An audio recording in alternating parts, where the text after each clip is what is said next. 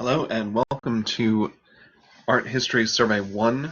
This course covers prehistoric art all the way up to the beginnings of the Renaissance in Italy. So we have several centuries worth of work to deal with over this course of the summer. I wanted to start off by giving us an overview of some terms that are pretty important and also terms that you will run into both in this course and in Art History Survey 2, and in any related reading that has to do with the visual arts in general. These are terms that we use in a particular or specific way in art history, and sometimes they differ slightly from how we use them in other disciplines. So I just wanted to make sure we're all on the same page. So we'll start off with some pretty basic terms to know about the creation of artwork, categorizing artwork into different categories, and learning to kind of analyze what we're looking at. So our first big term here is the term form.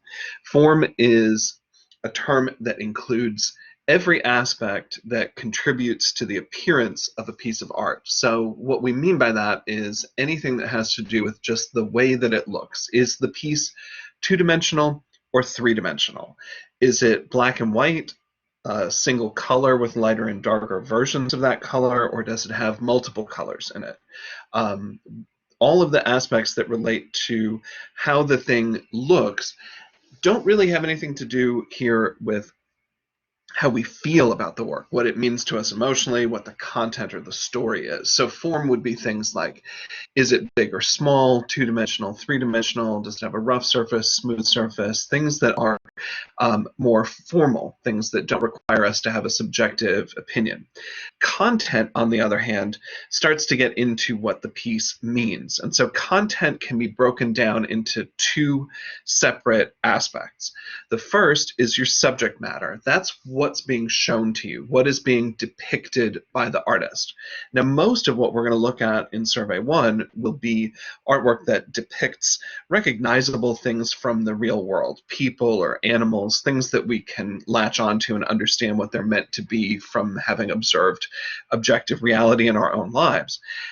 Some artwork, though, is completely devoid of subject matter. Some artwork is patterns, textures, colors, without the attempt to create a representational image. Meaning, on the other hand, is a term that we use that can be also broken down into two sections. You could consider the meaning that you personally get from a piece of work that's based on your personal worldview, your personal experiences, your upbringing, your beliefs, your history. But then of course, there's also the meaning that was intended by the artist. And those things, of course, can differ. Sometimes you may get a different interpretation than what was meant by the person who made it. So when we're trying to discuss artwork in the most objective way, the terms that we use or the attitude that we have when we're talking about form is very much more scientific. We're looking without emotion. We're looking at the work and deciding what we can agree upon visually in terms of color, texture, size, and shape. Those are issues of form. When it comes to content and subject matter, when we are looking at things that are representing things from the real world, we should all be able to come pretty much to a universal agreement what the subject is that's being shown to us. It may be more or less believable to us, but we should all be able to agree that the artist intentionally is trying to show us something that we can recognize. When it comes to meaning and message, though, there's always the message that the artist intends, and of course the secondary aspect, the message that we personally receive. And sometimes those things will be in alignment, sometimes they may be slightly different. So here's a way of thinking about these issues. This is not a great work of art, but if we pretend that we're in a museum and we see this in a frame on a wall, a photograph by a famous artist, we could talk about it in terms of the subjects or terms that we just learned about. So in terms of form, this is a photograph. We can talk about the technique that was used to create it. We can also talk about the fact that it's in color as opposed to black and white. It doesn't have a texture itself. Obviously, it would be very smooth if you were to touch it, but we do get a sense of the texture of the fur of the dog and the grass and so forth. In terms of the content, when we look at the subject, pretty easy to recognize here. The main thing we're going to be attracted to almost instantly, because we are human beings, we tend to look for human or human-like forms in images that we're looking at. So obviously, there's a child there. We tend to think of people as being more important than our animal companions. So we might decide that in a hierarchy, the child is the most important subject, and the dog is the secondary. Still important, but not the main, perhaps. But when we talk about the content in terms of the meaning, the theme, the message, what the artist is trying to get across to us here, it's a little bit ambiguous. I mean, we can assume, I suppose, that the photographer is trying to show us the bond between these two creatures. But whether they have a really deep political message or a social message here is very, very much ambiguous. Now, I'm a dog lover, so I'm immediately going to assume that there's a lot of emotional content there, but that's coming from my personal point of view.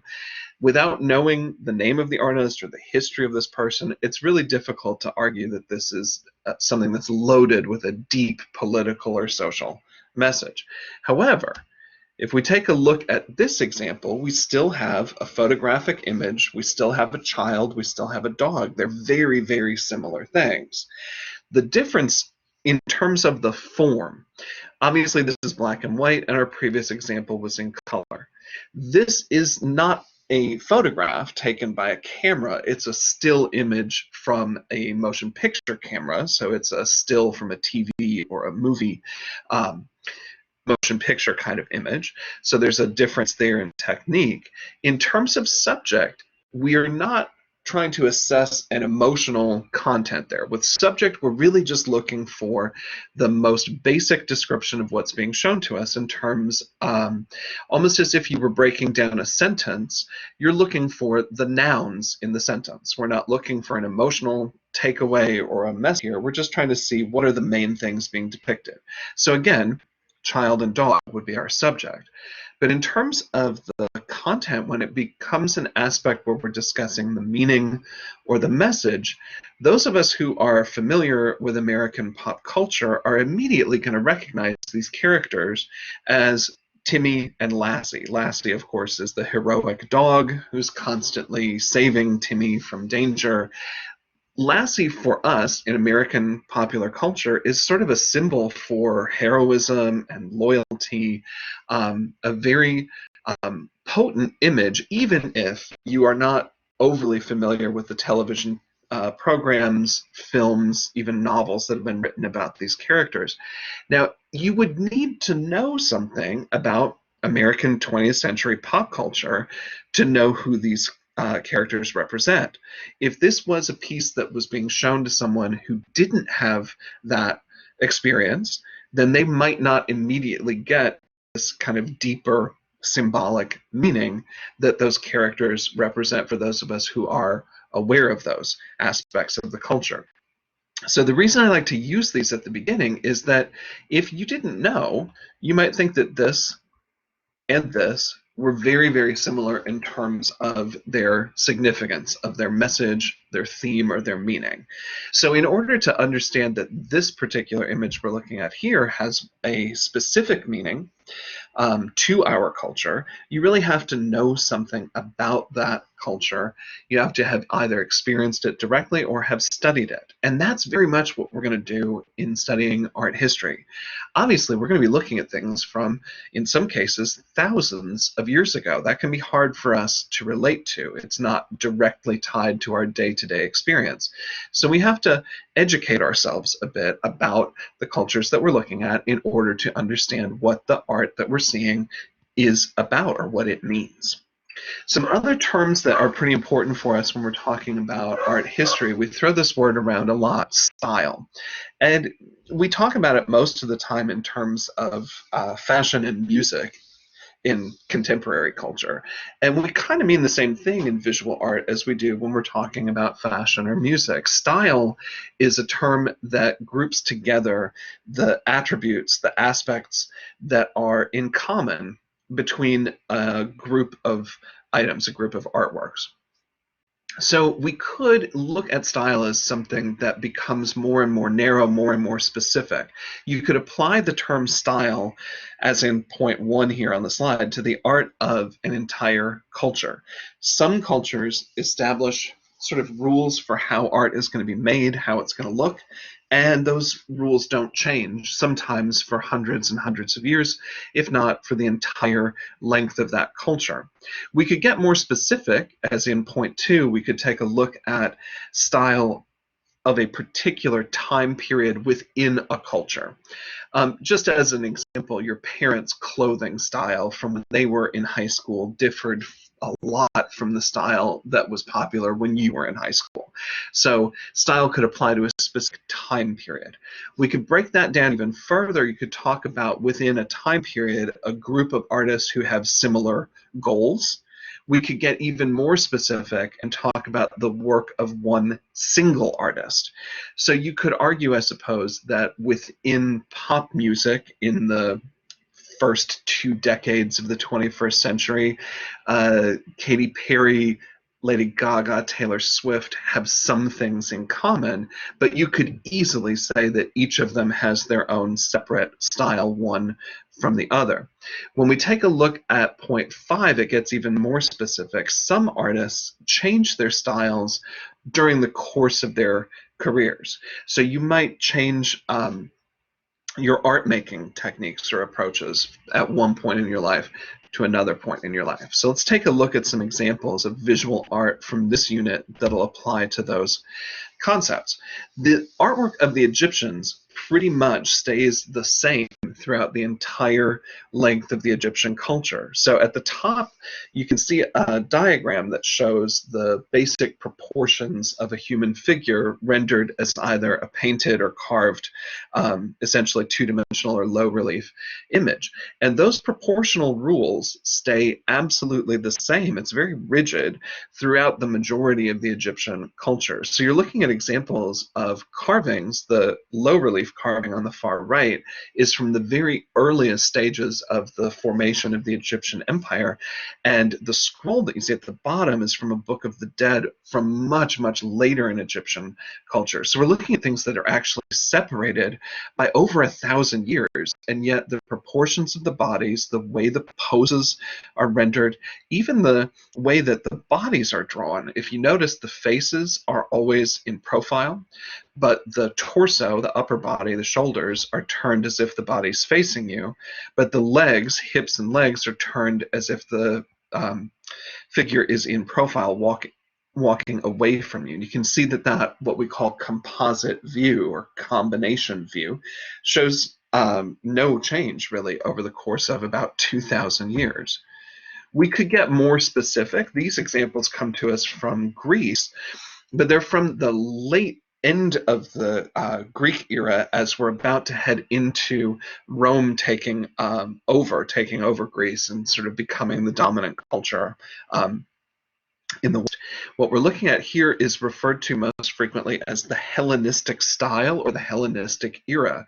It is the later phase of Greek artwork in which things become more emotional, there's more movement, a little bit more naturalism, a little bit more drama. And in both cases, you can see people who are dying, who are in pain, who are in extreme anguish. But you can also see that the bodies are rendered in a very believable way. There's a really great attention to the anatomy, to making these things look more or less realistic.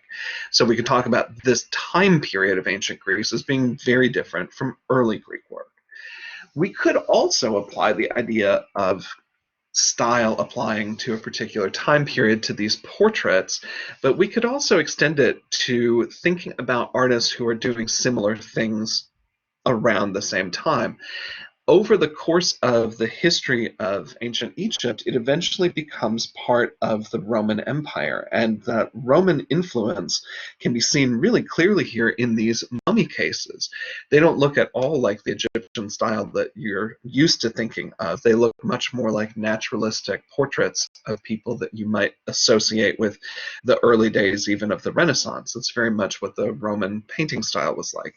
So this is sort of specific to a particular area, a particular time, a particular group of artists working in this way.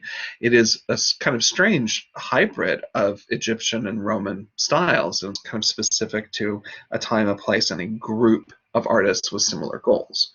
We could also argue that some artists develop their style, kind of figure out what it is that they're about visually, they make that work, and they continue to make work in the same way throughout their entire career. As we move into the early phases, the building blocks of the Renaissance in Italy, we have the art of Cimabue.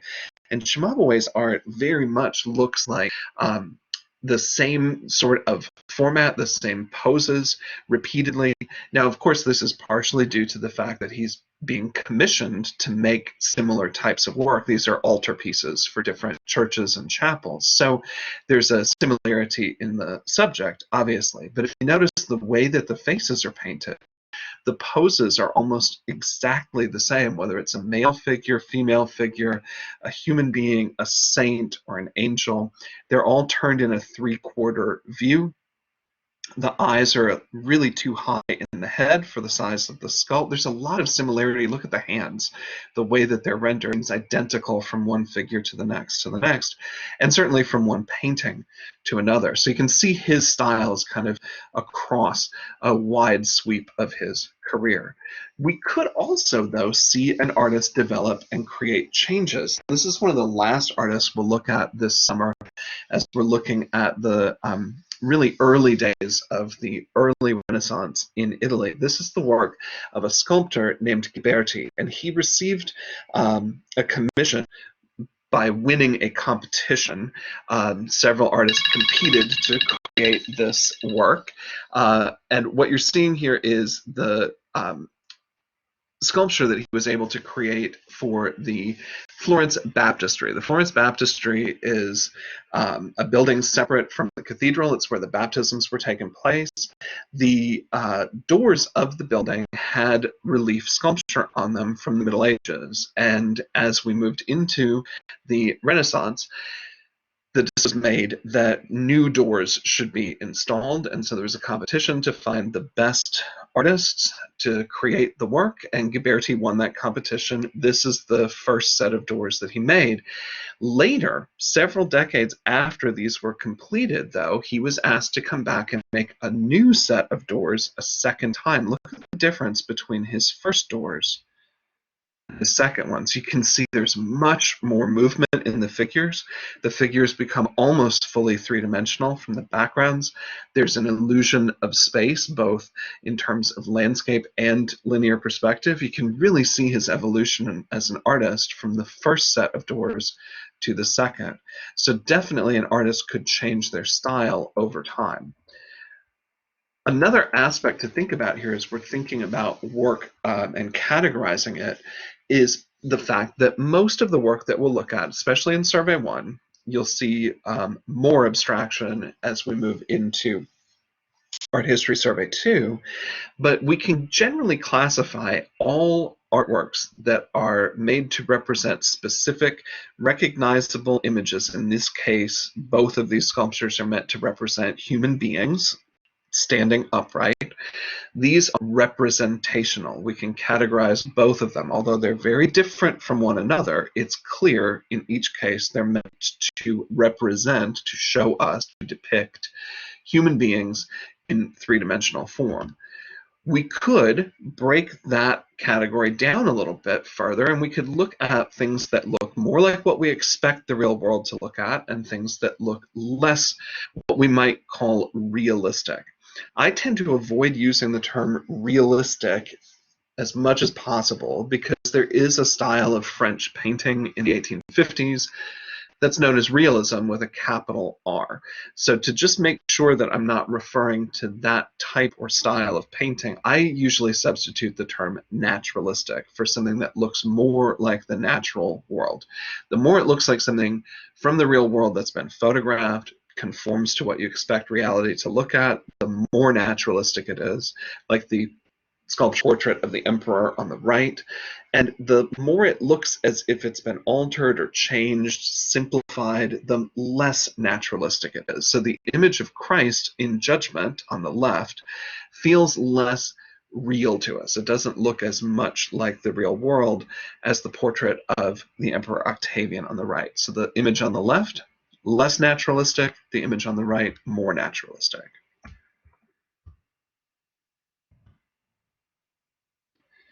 Again, we could look at both of these objects and very clearly see that we're meant to be looking at portrait heads, sculpted, three-dimensional, carved portraits.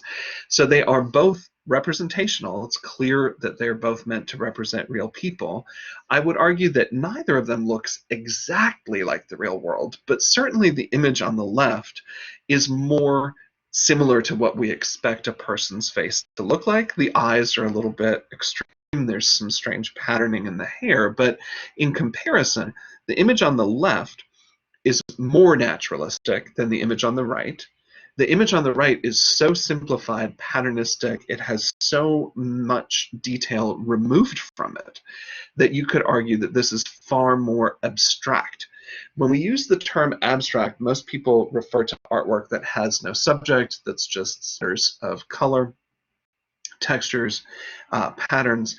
In this case, really, abstraction means that we've taken something from the real world and altered it, usually by exaggerating it or simplifying it or deleting some details. So the image on the left, representational, less abstract than the image on the right, which is still representational but is far more abstract. We definitely have some artwork that we'll see a bit in the Middle Ages. We'll certainly see that with the art of Islamic cultures, such as the example that you're seeing here. This is decoration from the interior of a mosque.